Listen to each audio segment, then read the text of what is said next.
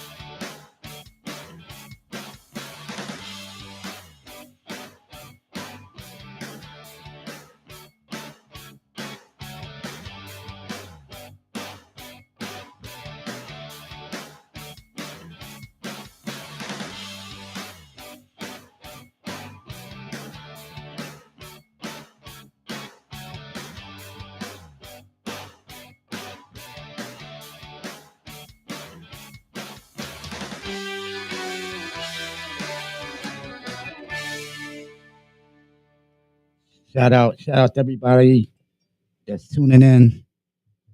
Rodflash Porch Chronicles, episode 8. Rodflash Porch Chronicles, episode 8. The day is going to be short, so let me get right into it. Welcome everybody to Rodflash Porch Chronicles 8. Today's headline will be Will Smith slaps Chris Rock. Now, to me, I don't know, it was a stage, but some people said it was staged. But to me, I don't see where that was staged. It was one of those things where, yo, stop talking about my wife. They talk about the entanglements and stuff like that are going in their life, but I think a medical condition is something Will Smith wasn't having. And for people that see this replay, you can respond with your comments in the chats, or if it's on Facebook, if it's on YouTube, you can actually leave a comment. But to me, that wasn't staged at all. To me, it was a guy, yo, don't talk my wife's medical condition. She feels sorry about that. She feel bad about that. So when you take a joke too far, some things can happen. Some things actually can happen. And it's like anything else. Like certain jokes is a joke, but when you talk about people illness, I think it's worse. Like people don't take lightly to that. They don't think it's a joke. And then again, Will feel like he been like a punk or he been chumped all his career. So I think he made that a statement. Like I'm still Will from West Philly. You know, I'm still Willie from Winfield. So with that being said, yo, I mean, I guess he could deal with the entanglements, but the health situation, I think what took it over the top. And if people want to joke about that, cool, but he like, yo, keep my fucking wife name out your fucking mouth. That's some West Philly shit.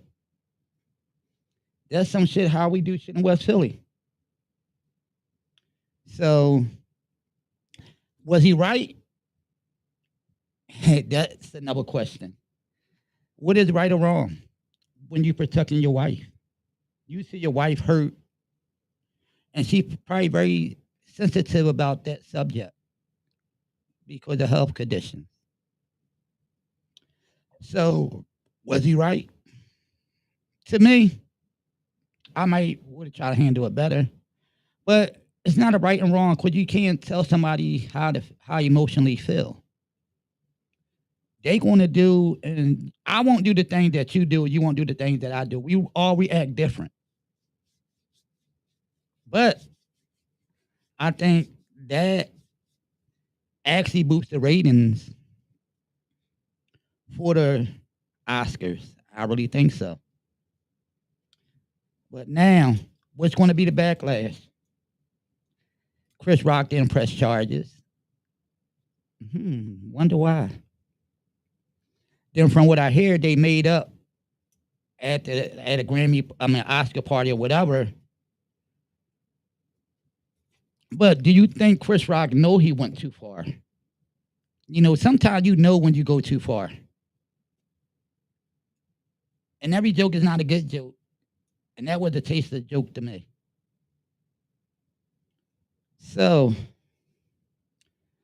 moving on from that, but I don't think it would affect any of their careers. But it's gonna be a lot of memes of that slap.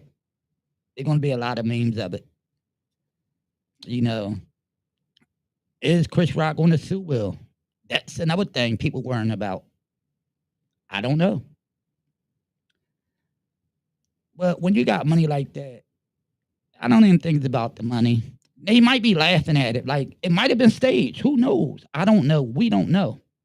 But to me, it didn't look staged. So that's all I got on that one.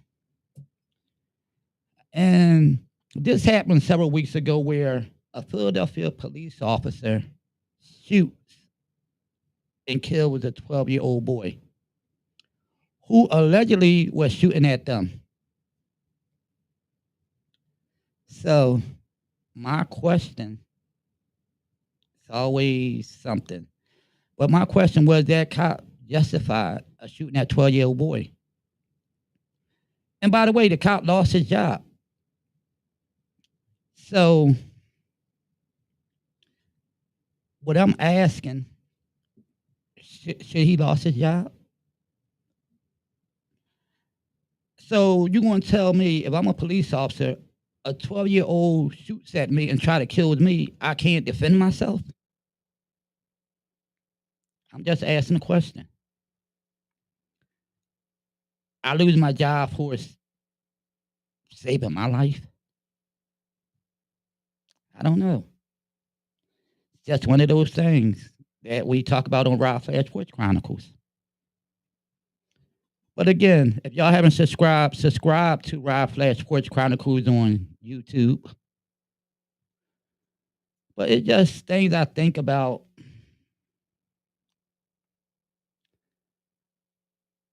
When is it the right time to use deadly force as a police officer? Do you look at that 12-year-old and say, well, I can't shoot back at him. He's only 12. But if that bullet would have hit me, I'd have died. So what's right or wrong? Like, I don't get it. And I don't like talking about the same stuff, but the same stuff comes up in the news. You have a lot of people. I ain't gonna go into the news stories yet, but you have a lot of people in life. And I talk about this a lot because it actually means a lot to me. And people in general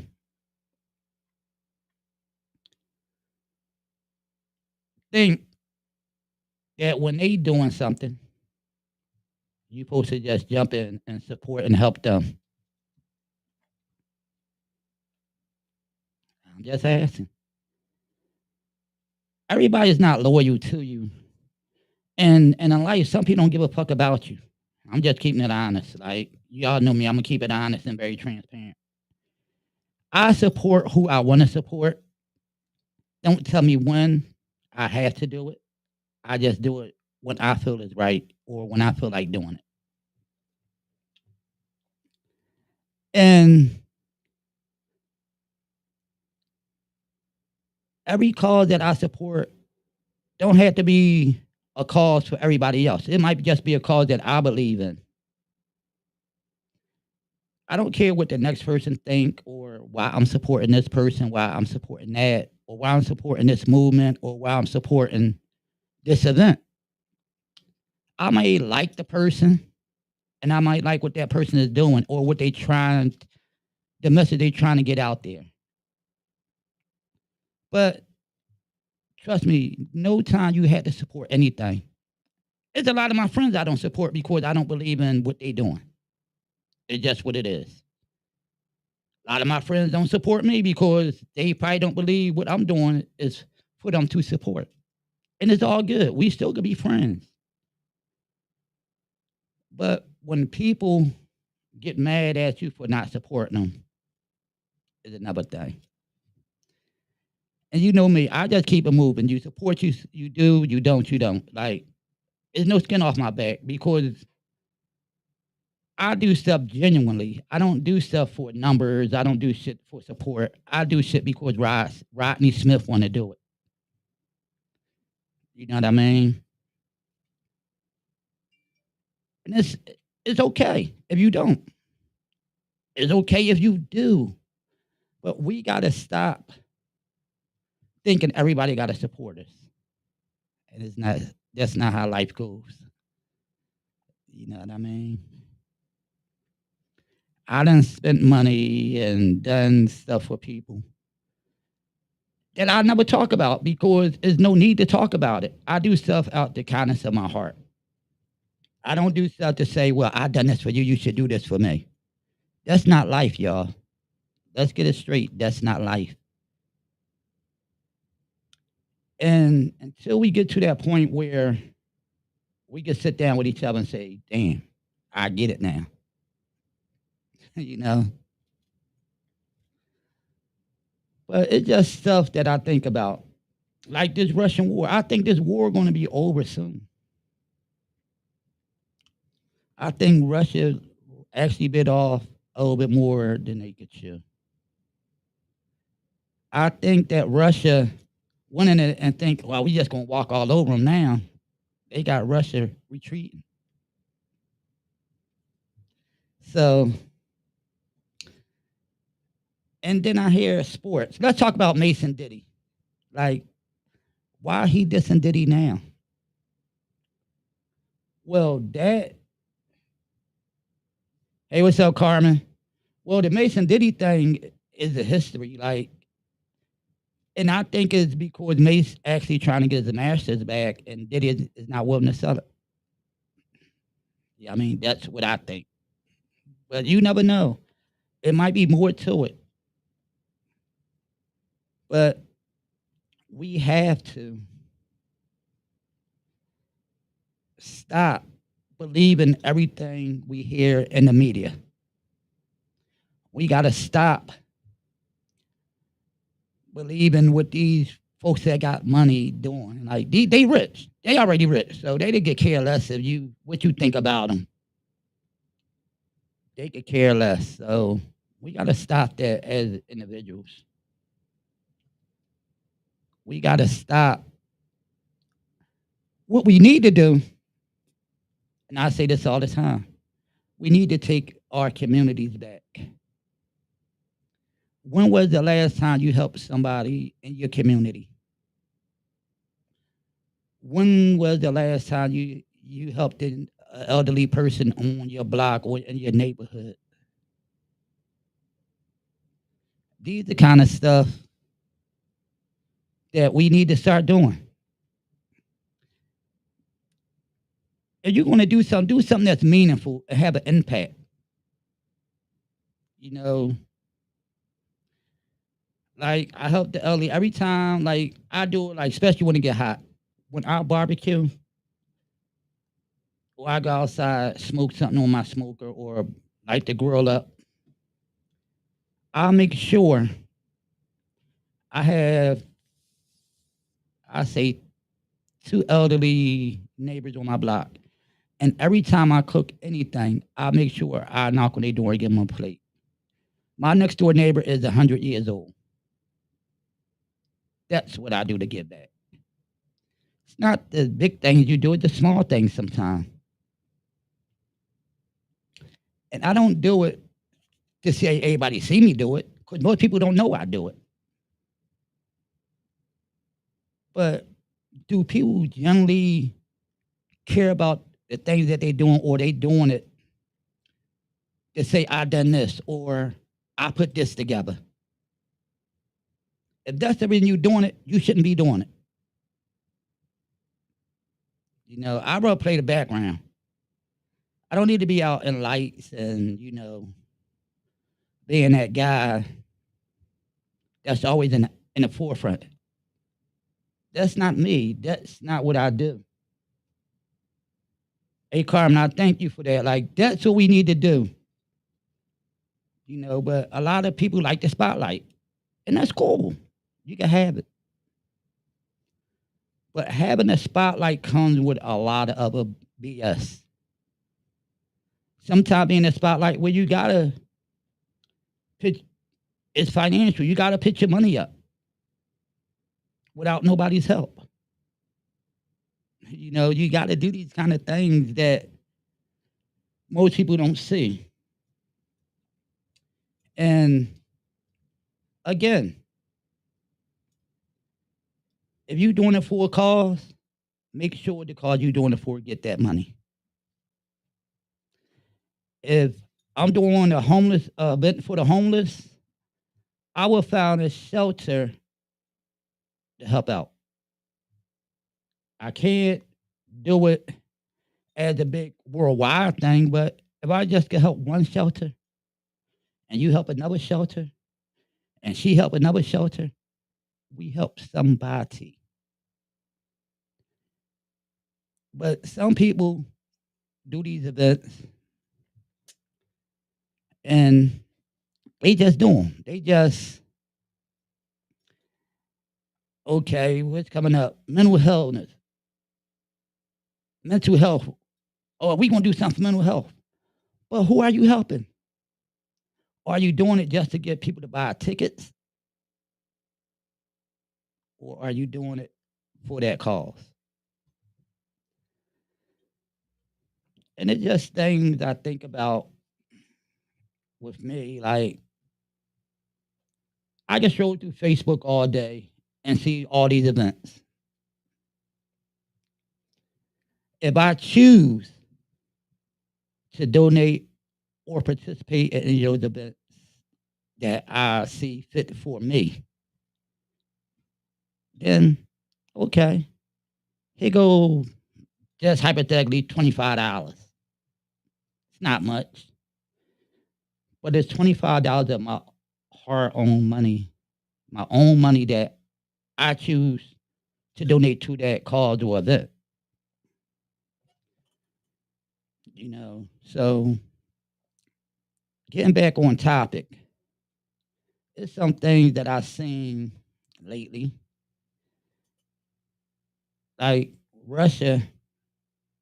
I'm tired of talking about Brittany, but it don't be brought up enough.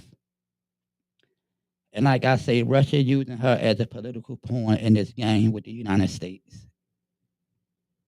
She supposed to be getting out sometime in March. I think the 24th, if I'm not mistaken.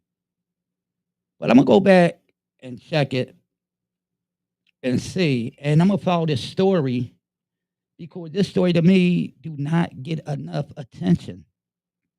But if she was white, I think it would get much more attention than what it's getting. So that's the stuff I think about. Like here in Philadelphia, where I live at, we have more shootings and killings than Chicago. We didn't have all this during the gang war era. So what is it? How can we actually make a change? Maybe I had to sit down with some of the younger folks that's in the streets and see what their mentality is and why they doing the things that they do. And sometimes we got to close that gap between the older generation and the young generation. We got to find a way where we all could communicate. You know, talk to that young boy. He might be going through something. Figure out why he's doing the things he do. Maybe you can help. Maybe he just out there trying to survive and looking for a job, but nobody will hire him because all the places he go, he's going to the wrong place. Maybe you know a place that will hire a convicted felon. Maybe that's the place we could start. Had a dialogue with the young folks. Don't say, well, I'm older than you. I know what you're going through. That's one of the things I dislike. I hate, like you ever notice when somebody passed in your family or somebody close to you passed, the first thing somebody will say to you, I know how you feel. I know what you're going through. No, you do not. Everybody grieves differently. Everybody grieves differently. And we have to take that in consideration and stop saying, I know how you feel. I know what you're going through, because you don't. You know, that's some of the stuff that I think about. Like, why do people, and I'm not going to say this a black and white thing, but why do we, as black folks, our success is based on the amount of money we make? Our success is pretty much based on the money we make.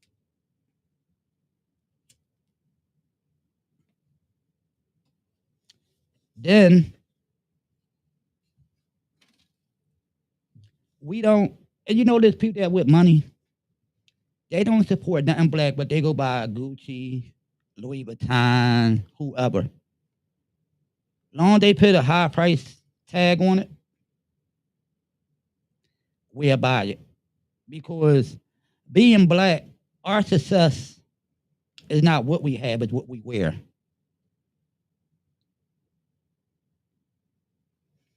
And this is not to say for everybody. And like I say, these are my opinions, these are my thoughts. If it don't apply, let it fly. Like, everybody always comment on something that don't mean shit to them. They just comment because they have a mouth. Yes, black folks are too materialistic. And Carmen hit it. Material things is successful to you. You know, but we don't say, damn, we own a house. We own our neighborhood. Most people rather rent than own. And it's sad. And it's sad. But it is what it is. Most people don't know you could buy a house with that down payment that you had to put down to rent an apartment.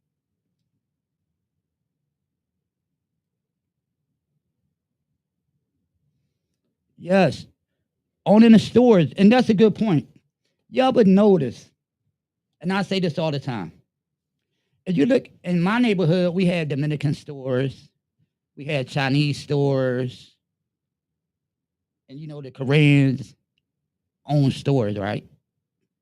We have a couple of black stores, but everybody will go to the Koreans, the Chinese store. They go to the Korean store to get the hair. They go to the Chinese store for the food, but they barely go and support the black-owned business in their neighborhood. But have you ever seen? What's up, Shelly? But have you ever seen a Korean or a Chinese person go to a soul food restaurant? Think about it. They take all the money in our communities and take it back to their community. And it's sad. Like, and people like you look, you overthink things. No, that's blatant in your face. When do you see a Korean involved in your neighborhood? When did you see it? But you go to Mr. Lee's and China House to get your chicken wings. You go to the Dominican store on the corner of your block. But Mr. Williams got a store right up the street. But y'all don't give him y'all don't even go shop there because first thing you're going to say, well, Mr. Williams is a little higher than anybody else. Yes, and that's what they do. The Orientals, the Chinese, Dominicans, they send their money back home, but they take it from you. But Mr. Williams is a guy that when you have a little block party or a neighborhood event, he's donating sodas, waters, anything he can. But you don't support Mr. Williams. You don't do nothing. You might go to the store once a month. Like it's crazy. But we are the people that spend a lot of money, but we don't spend money in our communities. Like when I grew up, we had baseball teams, basketball teams. Kids had something to do, so we stayed out of trouble. We had music. And I laugh sometimes. I'm like, damn, me growing up as a kid was great to what I see now. Like, I can't listen to a lot of the new music now because there's nothing about drug killing or some crazy. Like when I grew up, hip hop was fun. Hip hop made you dance. Like they don't dance now. Everybody on their cell phones. And maybe that's the gift of technology. That's the gift and the curse of technology. Nobody want to break up a fight now, but everybody want to record it.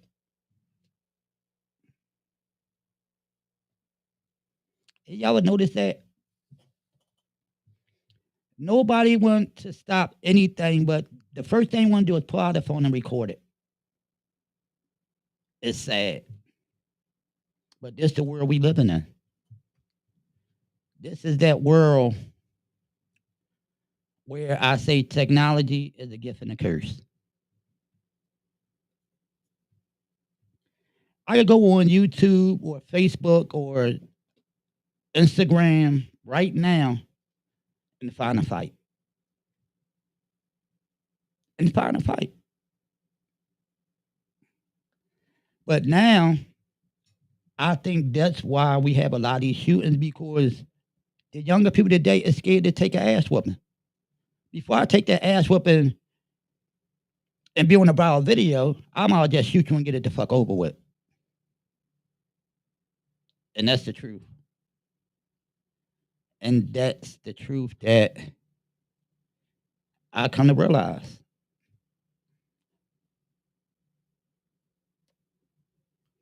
But I didn't really put those notes in and what you know about 46th and Market Street? That's my old hood. I grew up there. But yeah, I mean, it's just sad. Like growing up on 46th Street was some of the best days of my life. I'm gonna give y'all a few things that I've done living in 46th Street at West Park Project. I played tennis against Billie Jean King. I seen Arthur Ashe just by playing tennis. I played with some rich white folks when I was dirt poor, and I beat them. So money sometimes, if you have talent, money can't buy talent. I'm sorry. 46th Street, we were the first ones to put on, well, the second, Let me see. I gotta fact check everything because no, no, it didn't. No, no, no, no, no, it didn't. Well, Unity Day, the second one was at 46th Street and West Park Projects, the second one. Then they moved it back downtown. So I got to see all these acts. Like, again, I tell you, I grew up as a little boy going to the Futures. If anybody know about the Futures, Part Time, Party Time Man. Yes, that's the biggest hit. But I grew up going to their rehearsals. If I knew what I know now, I'd have been dangerous. And if y'all want to know, the Whispers are not the only twins in music. The Futures also had twins. So to touch on 46th Street West Park projects, which they're about to tear down soon, is if you look at the landscape of that, right? Right, good people? I'm gonna give y'all some facts that y'all probably overlook. Look around and see what you had there.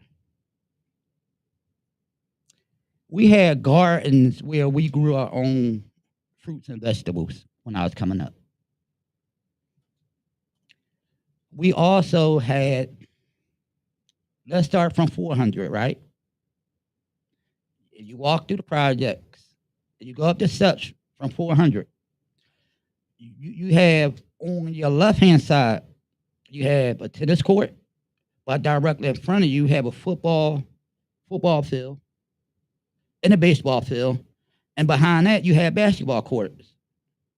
Right behind the tennis courts, you had a swimming pool. Had everything you wanted. Had everything you wanted. You want to go swimming? You want to play baseball? You want to play basketball? You want to play tennis? And this in a black community, y'all. They've been trying to get them buildings for years. They've been trying to get them for years, but again, when I came up, we took advantage of it. Like I played baseball, I played football, I played basketball, I played tennis. I was a tennis instructor. I was a baseball coach. Yeah. Ask a lot of the guys that's in their 30s and 40s was Rodflash. They baseball coach. 5'9". I had a 10-12 baseball team.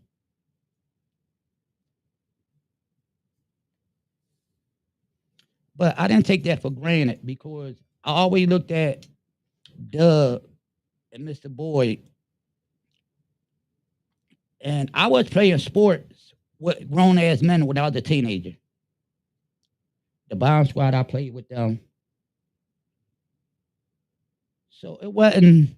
So when I got the opportunity to do the 5'9" baseball team, I took it because somebody looked out for me, and maybe I could be that change in one of these kids' life. That man was a change in my life. Like kept me out the streets.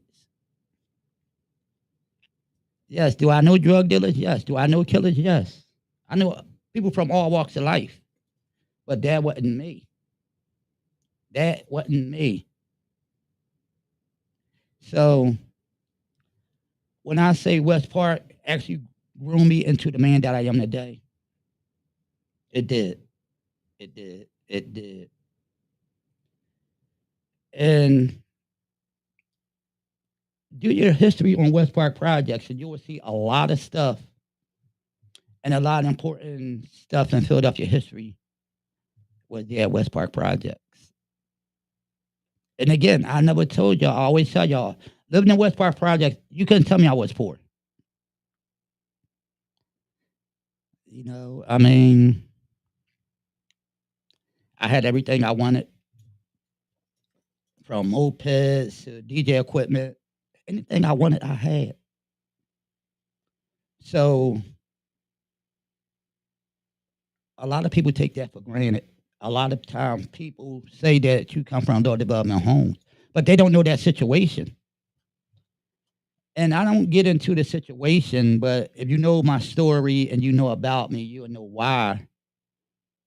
But it is what it is. Like, you got to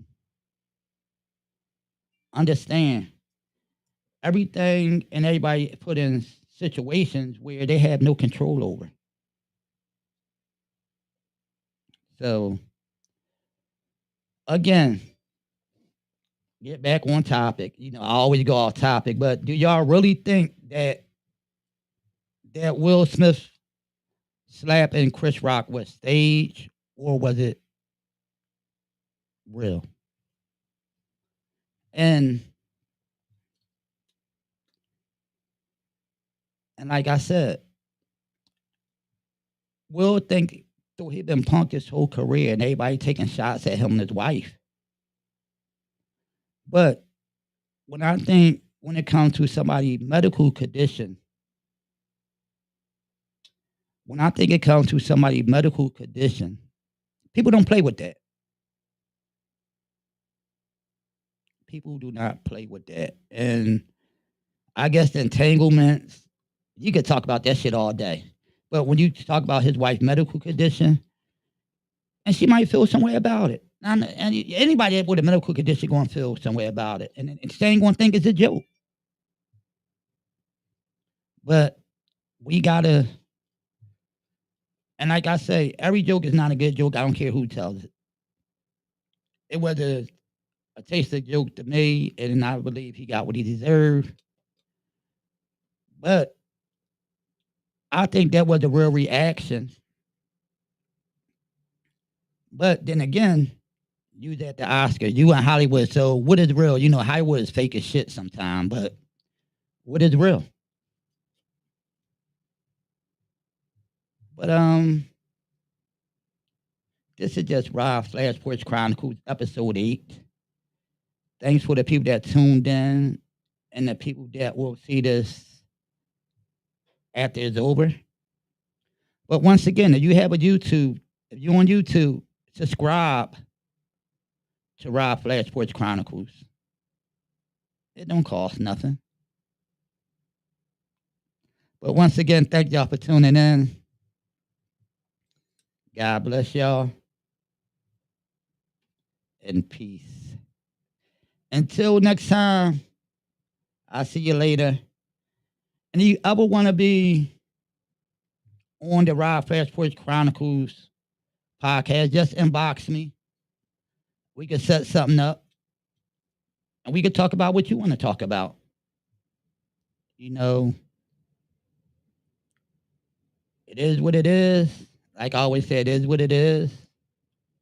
These are just my thoughts, my views, and it's real, raw, and uncut. That's what it is.